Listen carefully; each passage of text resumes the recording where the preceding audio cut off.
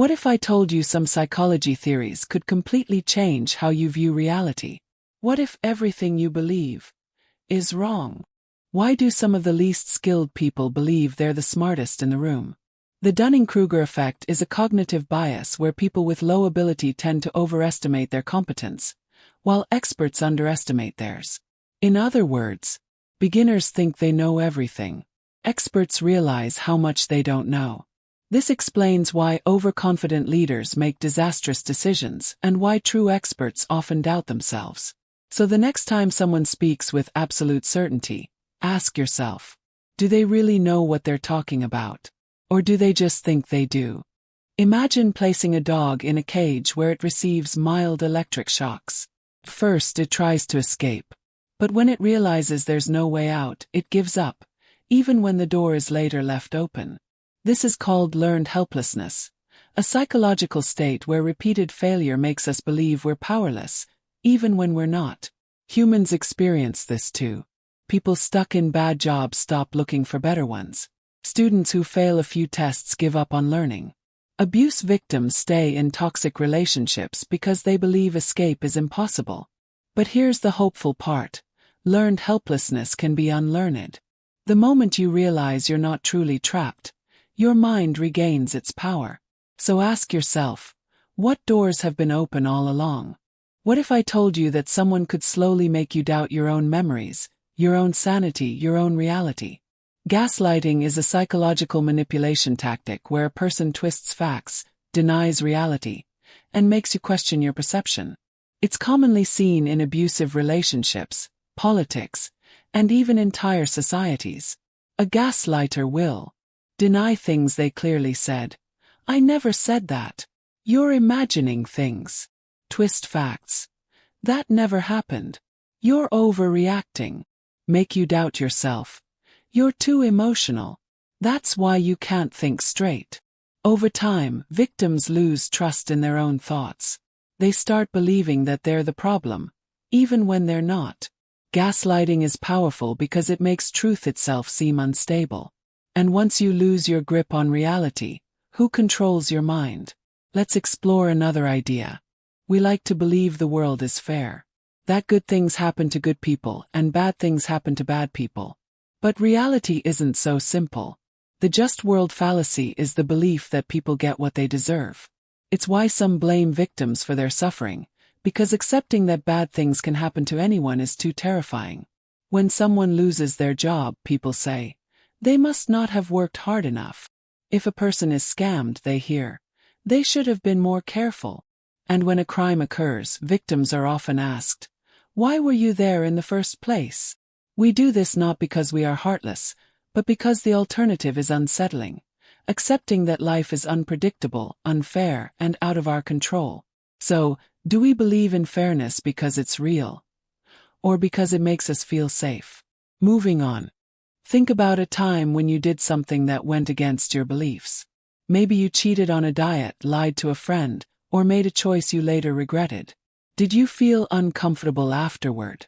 That tension is called cognitive dissonance, the mental discomfort we experience when our actions contradict our beliefs. But instead of admitting we were wrong, we often change our beliefs to justify our actions. For example, someone who smokes may tell themselves, my grandfather smoked his whole life and lived to 90, so it's not that bad. A person who stays in a toxic relationship might think, they're not always like this. Deep down, they love me. Our minds are wired to avoid discomfort, even if it means lying to ourselves. So, how many of your beliefs are truly yours? And how many are just justifications? Let's keep going. Imagine you're placed in a situation where you have absolute power over others. You can control them, punish them, even hurt them with no consequences. Would you remain the person you are today? In 1971, psychologist Philip Zimbardo conducted the Stanford prison experiment to answer this very question. Volunteers were randomly assigned roles as either guards or prisoners in a simulated prison. The results were chilling. Within days, the guards, ordinary college students, became cruel, abusive, and even sadistic. They humiliated prisoners, deprived them of food and sleep, and enforced psychological torture. The prisoners, in turn, became submissive, depressed, and emotionally broken. The experiment had to be shut down after just 6 days. This disturbing transformation is what Zimbardo called the Lucifer effect. The idea that anyone, under the right circumstances, is capable of unimaginable cruelty. Does this mean that evil isn't born but made?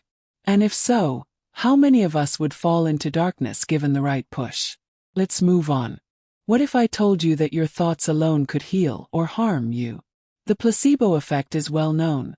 When people take a sugar pill, believing it's real medicine, their symptoms often improve.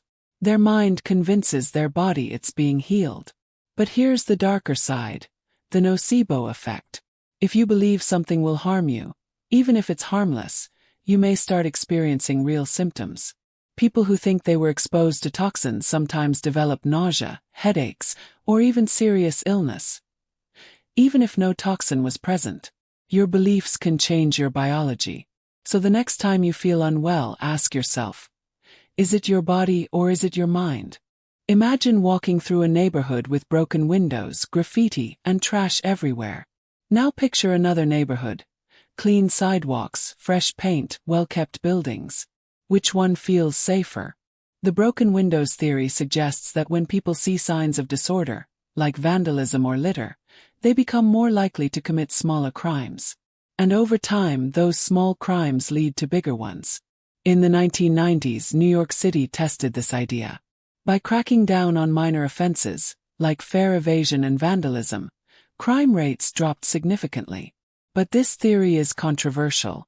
Critics argue that it leads to over-policing in certain communities and ignores deeper social issues like poverty and inequality. So, is crime caused by deep-rooted societal problems? Or can it truly be prevented by fixing a few broken windows? Let's explore the next idea. Some people are charming, intelligent, and highly successful. But underneath, they may share traits that make them incredibly dangerous. Psychologists call this the dark triad, a set of 3 personality traits linked to manipulation, lack of empathy, and a hunger for power. The 3 traits are narcissism, an inflated sense of self-importance and a craving for admiration; Machiavellianism, the ability to manipulate others with no remorse; psychopathy, a lack of empathy, guilt, or emotional connection to others. People who score high in the dark triad are more likely to be successful in business, politics, and even relationships. Not because they are good leaders, but because they know how to manipulate people to get what they want. What's more unsettling is that these traits exist on a spectrum. While extreme cases lead to criminal behavior, milder versions of these traits exist in everyday people. So the next time you meet someone incredibly charismatic, confident, and persuasive, are they a natural leader? Or are they something else entirely? Let's move on. What if I told you that in some cases, hostages grow emotionally attached to their captors? Sounds unthinkable, but it happens more often than you might imagine. Stockholm Syndrome is a psychological response where a victim begins to sympathize, identify with, or even defend the person who has harmed them.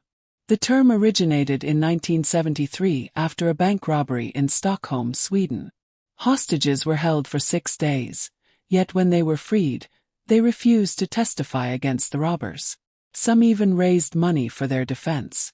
Psychologists believe this survival mechanism develops when victims depend on their captor for basic needs: food, water, or protection from harm. In extreme situations, the mind reframes the captor as an ally rather than an enemy. This has been seen in kidnapping cases, abusive relationships, and even cults. It raises difficult questions. How much of our emotional attachment is truly our own? And how easily can our minds be manipulated under stress? Let's move forward. Imagine walking down a busy street and seeing a person collapse in front of you. Would you help them? Most of us would like to believe the answer is yes. But psychological research suggests otherwise. The bystander effect is a phenomenon where the more people witness an emergency, the less likely any one person is to help. In 1964, a woman named Kitty Genovese was attacked outside her apartment in New York.